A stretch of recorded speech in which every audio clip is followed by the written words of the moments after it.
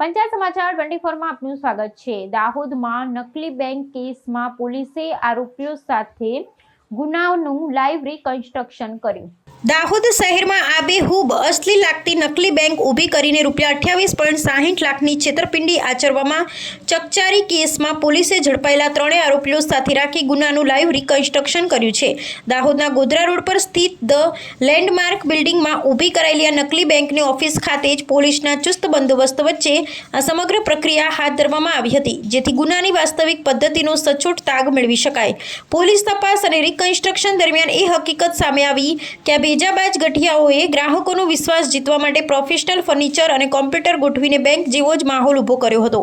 આરોપીઓએ એક સ્થાનિક સોની વેપારીને નિશાન બનાવી રથયાત્રા મહોત્સવમાં દાન આપવાના બહાને 200 ગ્રામ સોનાના બિસ્કિટ મંગાવ્યા હતા। વેપારી જ્યારે સોનું લઈને પહોંચ્યો ત્યારે આરોપીઓએ ચાલાકીપૂર્વક તેની નજર ચૂકવીને પાછલા દરવાજેથી પલાયન થવાની સમગ્ર ઘટનાનું સ્થળ પર જ પુનરાવર્તન કરી બતાવ્યું હતું। આ ડેમોન્સ્ટ્રેશનના માધ્યમથી પોલીસે ગુનાની ઝીણવટભરી વિગતો નોંધીને પુરાવાઓ એકત્રિત કર્યા છે।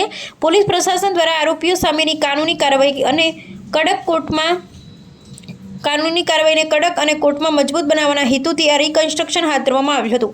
આ આયોજનબદ્ધ ગુના બાદ દાહોદ જિલ્લા પોલીસ દ્વારા નાગરિકો તેમજ વેપારીઓને અજાણી સંસ્થાઓ કે શંકાસ્પદ પેઢીઓ સાથે કોઈપણ પ્રકારના મોટા આર્થિક વ્યવહારો કરતા પહેલા પૂરતી ખરાઈ અને સાવચેતી રાખવા અપીલ કરવામાં આવી છે।